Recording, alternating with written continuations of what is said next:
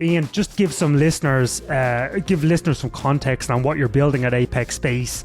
What is a satellite bus or platform, as you like to call it, and why do we need them? It's a great set of questions. So to take a step back for a second, satellites power our everyday life, right? Satellites not only let us know where we are, they provide for communications. It lets us better understand what the world looks like, how the world functions. More than I think me and you both even realize is powered by satellites in space. So the reality, though, is for the last 70 years of satellites being produced, they were typically these beautiful, bespoke, and exquisite systems that took 5 or 10 years to manufacture. They were redesigned every time. They're these amazing assets on orbit. And that made sense because, frankly, getting from Earth to space has always been very difficult. But what happened was about 5 to 10 years ago, SpaceX started reliably reusing their rockets. They started launching more and more things into orbit. And the result of that was the idea that the bottleneck was on the launch side of how do we get something to space was no longer true. The new bottleneck in the industry was how do we build enough satellites fast enough?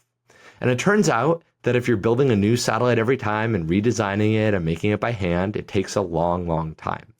The way to think about it is, let's say me and you go to buy a car, and let's say we go to buy a Toyota Corolla, and we call Toyota and we say, can I have a Corolla? And they say, sure, let me go design a new one for you. And you're like, no, give me the one you have. That idea didn't exist. So what we do at Apex is we build the core part of the satellite, which in the industry is called the satellite bus or the satellite platform. We build it as a real product. So my engineering team designs it once, and we go produce a bunch of them again and again and again, right? We're not re-engineering it every time. And that in and of itself is fairly novel for the industry. And that is the key of what we do. There's a lot of nuance in there of how we actually pull that off, but we build the core part of the satellite platform, as a real product over and over and over again. They said it would take 3 years and $50 million to get the first satellite into space. I believe you did it in under 12 months and for under $10 million. Just talk me through the monumental challenge it took to get there and all the things you had to work through. So I would say actually the hardest part is really deeply understanding the market. And I was very fortunate in my career. The last company I started, I sold to Palantir. And at Palantir, I had the opportunity to work with a lot of the data coming off these satellite systems and talk to all the people who are building them to really deeply understand what is needed and what is not needed and where the market is going. And once you really understand what the market needs, that I would argue is the hardest part. Then you have to go design the system that meets it. And frankly, what it really took was hiring the right people who had done it before, who had the know-how, where they knew all the traps to avoid, they knew where to jump in really fast. So once we had the design, the next biggest challenge was, I would argue, probably the most difficult part of putting everything into space, which is you need the physical hardware. You need the parts in hand to go do it. And that was a big challenge. That was probably the hardest part. So in order to get all the parts that we needed to put this thing into orbit, it took, let's just put it this way, some very last minute trips all around the world. It took, begging and borrowing and not quite stealing, but coming pretty close to our suppliers to basically ensure that we had the parts that we needed on the timeline we needed to get everything in place. And then from there, it was just having a incredible, frankly, ruthless team who's going to stop at nothing to pull it off. And then the last part is frankly a little bit of luck. A couple things had to go right and they did, and we were able to pull it off. The beauty of it, though, it wasn't just put a satellite into space. It was put the first production system where we didn't just build one. I now have a clean room a few feet that way filled with them, filled with half a dozen that we're actively building for our customers right now. And that same system continues to be an amazing kind of mission enabler for the key customers that we have. What are the second order consequences of cheap, widely available satellite buses? Yeah. So the first thing to think about is resilience in the system. So if you have one large satellite that's sitting up there, all it takes is one cyber attack or one missile, which a missile can absolutely hit a satellite, to take down the core capabilities that even allow us to record this podcast here today. If you, instead of having that one big fragile satellite, have 100 smaller satellites, well, all of a sudden you now need to disable 100 satellites or fire 100 missiles, and that's much harder to do to fully destroy that capability. You could degrade it, but it's harder to destroy it. So the resilience in what we're doing is the first thing. The second thing that I would point out is the technology that's in orbit, frankly, deserves to be updated far more often than it typically is.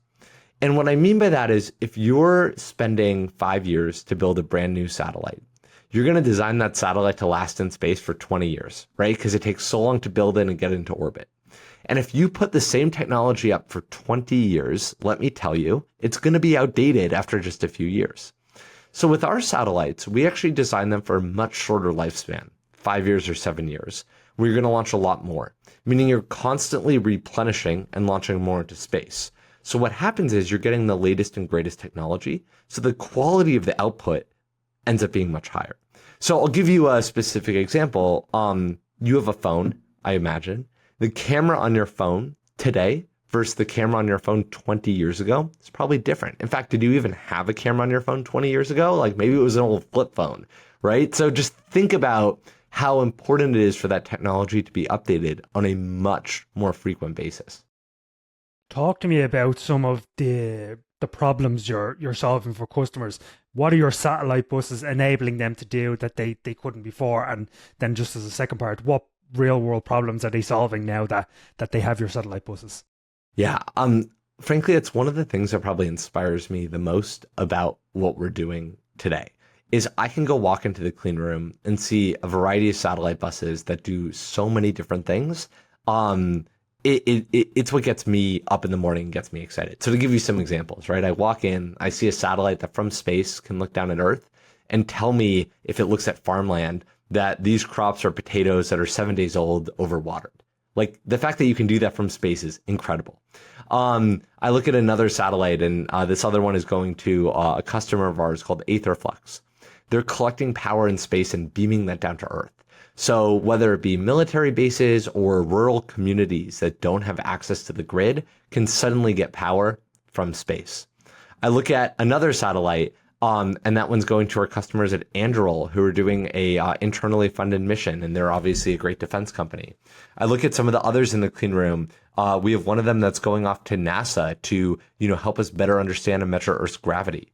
I have another set of satellites that's going off to U.S. government customers that I wish I could tell you more about the mission, but I can't. But let's just say it's something that's incredibly inspiring. And when you put all these, and that's just a handful of examples, I can go on and on. When you put all these together and you look at the capabilities that are unlocked by the platforms we make, it really is something that just is hyper motivating. There's this, move towards having dual use technologies now for the military and civilian uses. Do you think a lot of companies will get tripped up by trying to essentially build two separate platforms, one for the military, one for civilian? Talk me through the intricacies of that. Yeah. So look, dual use is a huge buzzword, right? I feel like it's something that's used all the time.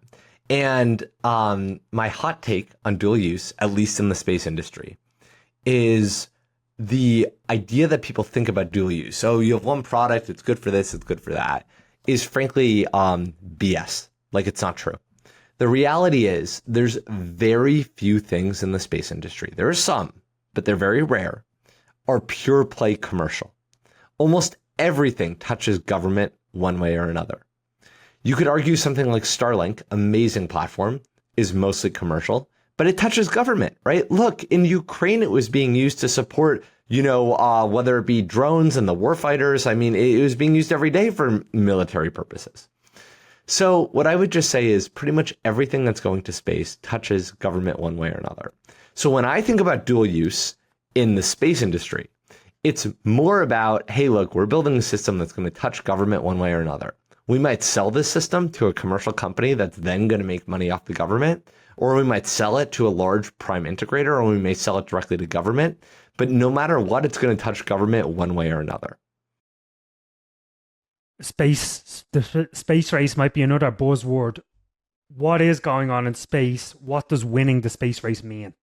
Yeah, well, let me tell you what losing the space race means. We could start there. And if we lose our dominance in space, everyday life as we know it fundamentally changes, right? Our ability to reliably be able to communicate, to navigate, to understand the planet, to be able to move beyond Earth to places like the moon or Mars or beyond rapidly degrades. And the scary thing for me is sure, we could argue space race is a buzzword. We are in the middle of what I call the new space race right now.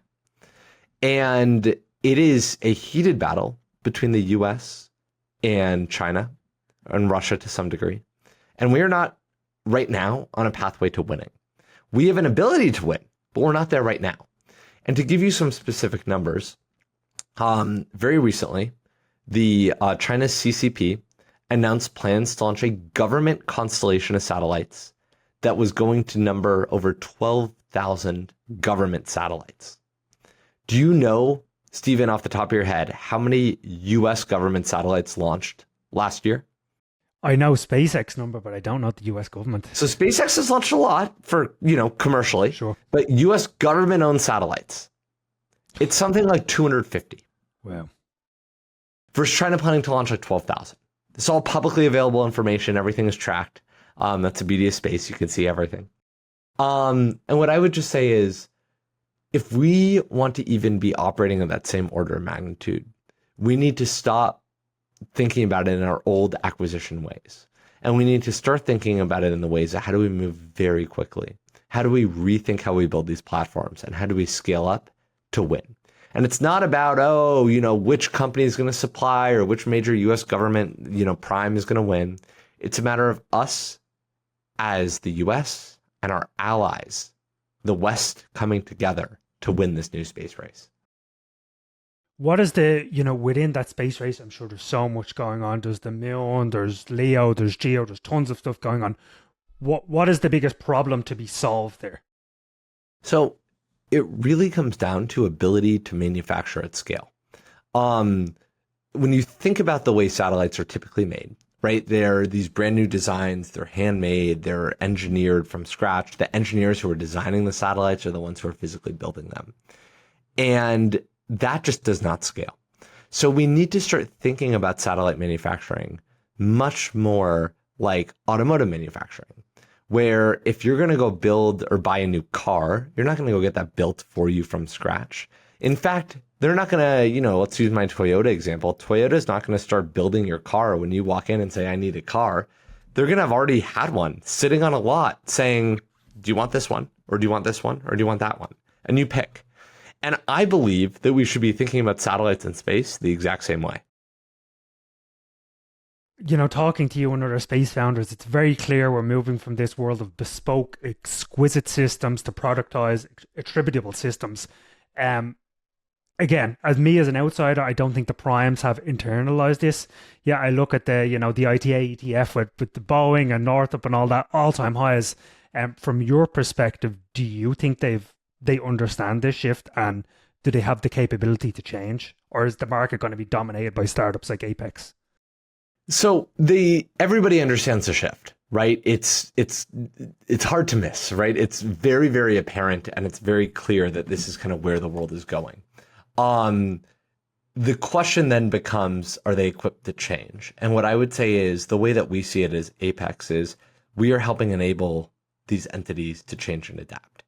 So for us, it's not about, hey, look, let's go compete with, some of the big major defense primes. The way that we see our position here is we want to help enable them to deliver what they deliver best, which is, that mission analysis, the world's best payloads, and come together. And for us, we operate as a merchant supplier, meaning we don't go exclusive with anybody.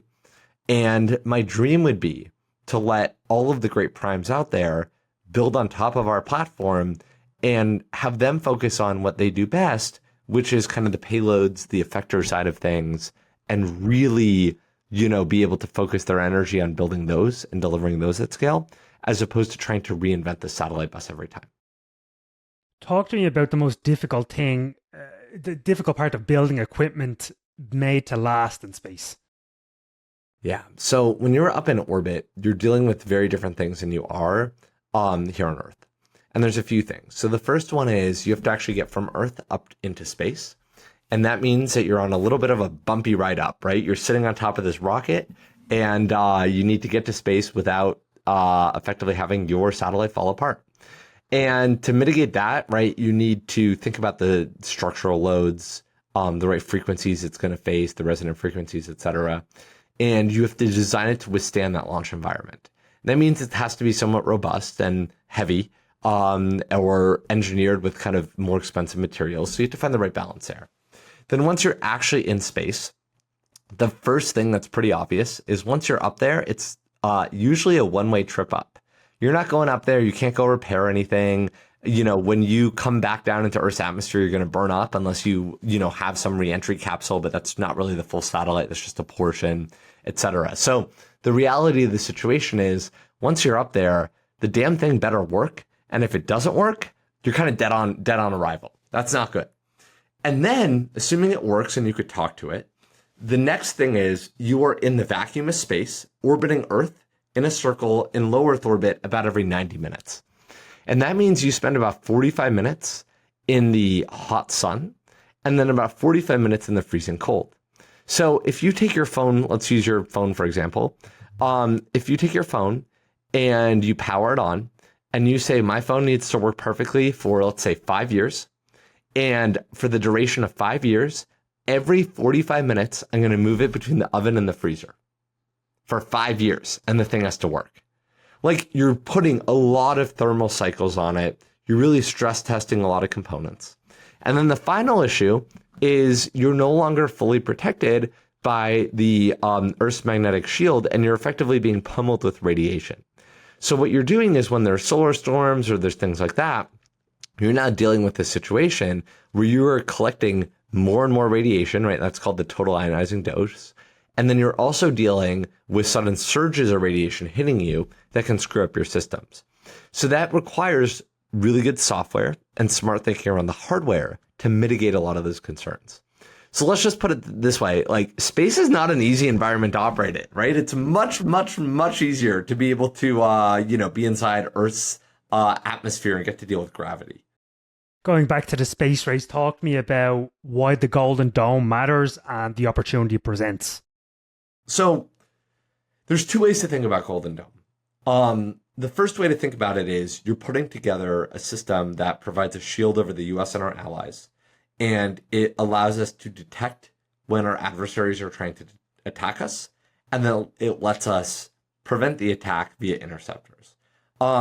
It's pretty obvious why that's important, right? We don't want to be attacked, and if we are being attacked, we want to be able to stop it. We all want that. But what I would argue is more important about Golden Dome than that is it is a goal, and it is an initiative that I hope will unite the entire country and the West and the best technologists out there to stop bickering with each other and to come together and say, we want to live in a safe and free world. This technology will push us forward. Let's go move mountains to bring this together and make this happen.